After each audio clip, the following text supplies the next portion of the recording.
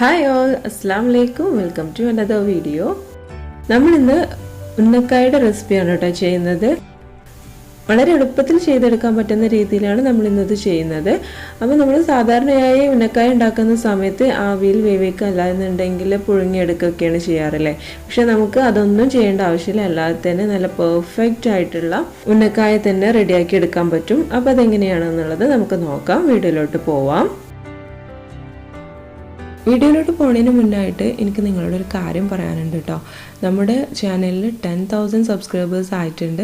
അതായത് നമ്മുടെ ഫാമിലിയിൽ 10,000 മെമ്പേഴ്സായി. അപ്പോൾ ആ ഒരു സന്തോഷം നിങ്ങളുമായിട്ട് പങ്കുവെക്കണമെന്ന് തോന്നി. നിങ്ങളുടെ സപ്പോർട്ട് കൊണ്ട് മാത്രമാണ് ഇത്രയും ആയിട്ടുള്ളത്. അപ്പോൾ വളരെയധികം സന്തോഷമുണ്ട്. ഇനി മുന്നോട്ട് നിങ്ങളുടെ എല്ലാവരുടെയും പ്രാർത്ഥനയും സപ്പോർട്ടും ഒക്കെ ഉണ്ടാവണം കേട്ടോ. എങ്കിലേ നമുക്ക് മുന്നോട്ട് പോകാൻ പറ്റുള്ളൂ. അപ്പോൾ എല്ലാവരോടും വളരെയധികം നന്ദിയുണ്ട്. അതുപോലെ തന്നെ മുന്നോട്ടും നിങ്ങളുടെ സപ്പോർട്ടൊക്കെ പ്രതീക്ഷിക്കുകയാണ്. അപ്പോൾ ഇനി എന്തായാലും നമുക്ക് വീഡിയോയിലോട്ട് പോവാം. അപ്പോൾ നമുക്ക് ഈ ഒരു ഉന്നക്കായ ഉണ്ടാക്കാൻ വേണ്ടിയിട്ട് ഈ ഒരു പഴുപ്പിലുള്ള പഴമാണ് വേണ്ടത്.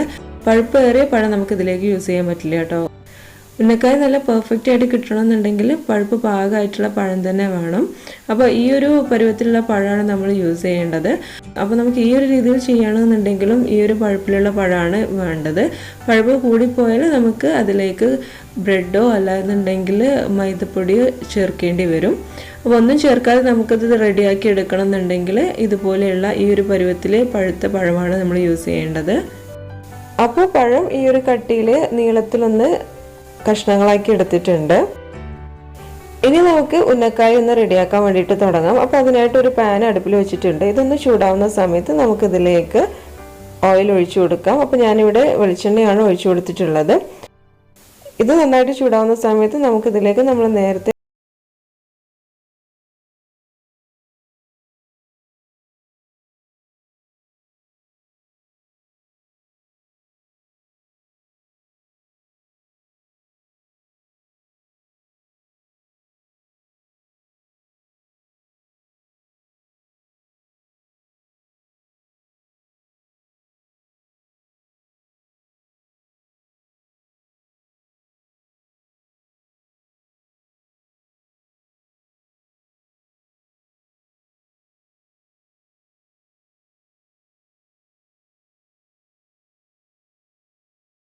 ഇപ്പോൾ നമ്മുടെ പഴം രണ്ട് ഭാഗം ഒന്ന് നന്നായിട്ടൊന്ന് റെഡിയായി വന്നിട്ടുണ്ട്. നന്നായിട്ടൊന്ന് വെന്ത് വന്നിട്ടുണ്ട്. അപ്പോൾ ഇത്രയും മതി. ഒരു 2 മിനിറ്റിൻ്റെ കാര്യമുള്ളൂ. 2 മിനിറ്റ് ഒന്ന് വെച്ചതിന് ശേഷം ഒന്ന് തിരിച്ചു മറിച്ചിട്ടൊന്ന് വേവിച്ചെടുത്താൽ മതി. അപ്പോൾ നമ്മുടെ പഴം ഇവിടെ റെഡി ആയിട്ടുണ്ട്. ഇനി ഇത് നമുക്ക് തണുക്കാൻ വേണ്ടിയിട്ടൊന്ന് മാറ്റി വെക്കാം. ഇനി ഈ ഒരു പാനിൽ തന്നെ നമുക്ക് ഇതിലേക്ക് ആവശ്യമായിട്ടുള്ള ഫില്ലിംഗ് ഒന്ന് റെഡിയാക്കി എടുക്കണം. അപ്പോൾ അതിനായിട്ട് ഞാനിവിടെ പാനിലോട്ട് ഒരു 1/2 ടീസ്പൂണോളം നെയ്യൊന്ന് ഒഴിച്ചു കൊടുത്തിട്ടുണ്ട്. എന്നിട്ട് ഇതിലേക്ക് നമുക്ക് ഒരു 1/2 കപ്പ് തേങ്ങ ഇട്ട് കൊടുക്കാം. അപ്പോൾ നന്നായിട്ടൊന്ന് ചിരകി എടുത്തിട്ടുള്ള തേങ്ങയാണ്. ഇതൊന്ന് ഇട്ട് കൊടുക്കാം. എന്നിട്ട് നന്നായിട്ടൊന്ന് 1 മിനിറ്റോളം ഒന്ന് വറുത്തെടുക്കാം.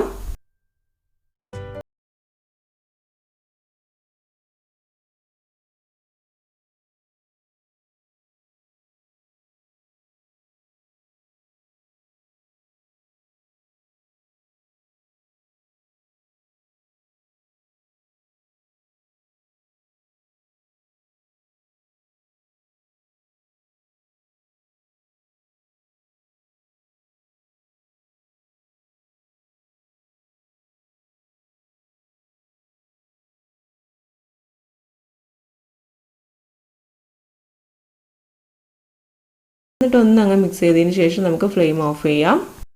അപ്പോൾ ഇത്രയേ ഉള്ളൂ. നമ്മുടെ ഫില്ലിംഗ് ഇവിടെ റെഡി.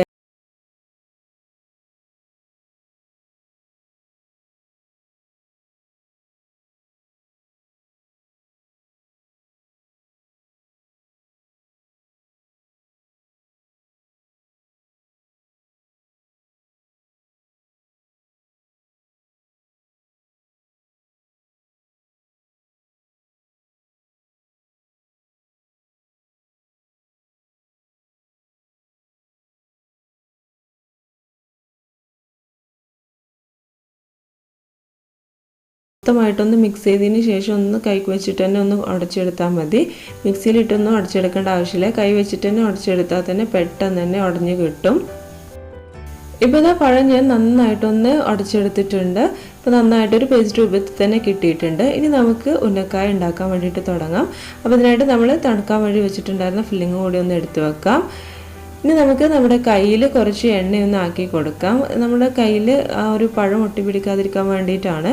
അതിനുശേഷം നമുക്ക് നന്നായിട്ടൊന്ന് 2 കയ്യിൽ ഇതൊന്ന് ആക്കി കൊടുക്കാം. എന്നിട്ട് ഓരോ ബോൾസ് ആക്കിയിട്ട് നമ്മുടെ പഴത്തിൻ്റെ മിക്സിൽ നിന്ന് എടുത്തതിന് ശേഷം ഇതുപോലെ ഒന്ന് കൈവിരലിൽ വെച്ചിട്ടൊന്ന് പരത്തിയെടുക്കുക. എന്നിട്ട് നമ്മുടെ ഫില്ലിങ് ഇതിലേക്ക് ഇട്ട് കൊടുക്കുക. നമ്മുടെ ആവശ്യത്തിനനുസരിച്ച് എത്രയാണോ വേണ്ടത് അതിനനുസരിച്ച് ഫില്ലിങ് ഇതിലേക്ക്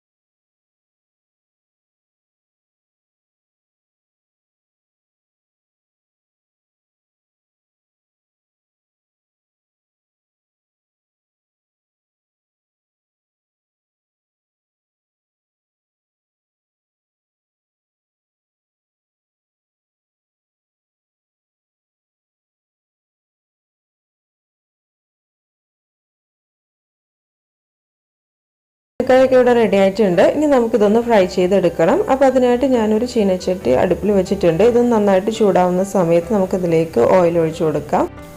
ഓയിൽ നന്നായിട്ട് ചൂടാവുന്ന സമയത്ത് നമുക്കിതിലേക്ക് ഓരോ ഉന്നക്കായ ഇട്ട് കൊടുത്തതിന് ശേഷം നന്നായിട്ടൊന്ന് ഫ്രൈ ചെയ്തെടുക്കാം. ഉന്നക്കായുടെ എല്ലാ ഭാഗവും ഗോൾഡൻ കളർ ആവുന്നത് വരെ നമുക്കൊന്ന്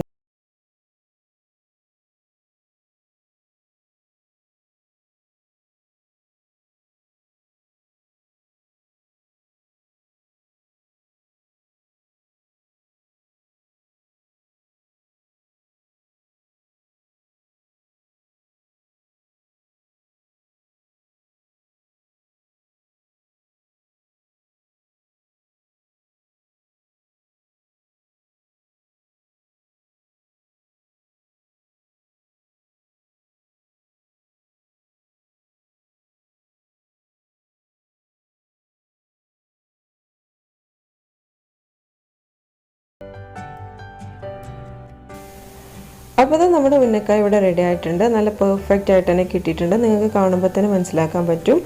നമ്മൾ എങ്ങനെയാണ് സാധാരണ ഉന്നക്കായ ഉണ്ടാക്കാറ് അതേപോലെ തന്നെയാണ് കിട്ടിയിട്ടുള്ളത്. അതുപോലെ തന്നെയാണ് ടേസ്റ്റും, ഒരു മാറ്റവും. സൂപ്പർ ടേസ്റ്റിൽ തന്നെ കിട്ടിയിട്ടുണ്ടായിരുന്നു.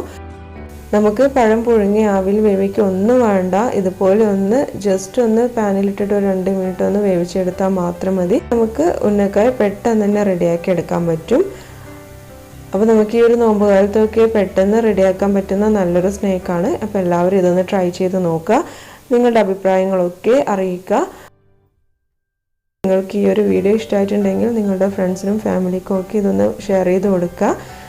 അതുപോലെ തന്നെ നിങ്ങൾ ചാനൽ സബ്സ്ക്രൈബ് ചെയ്യാതെയാണ് ഈ വീഡിയോ കാണുന്നതെന്നുണ്ടെങ്കിൽ ഒന്ന് സബ്സ്ക്രൈബ് ചെയ്യുക കേട്ടോ. കൂടെ കാണുന്ന ബെൽ ഐക്കൺ കൂടി ഒന്ന് എനാബിൾ ചെയ്യുക, സപ്പോർട്ട് ചെയ്യുക. താങ്ക്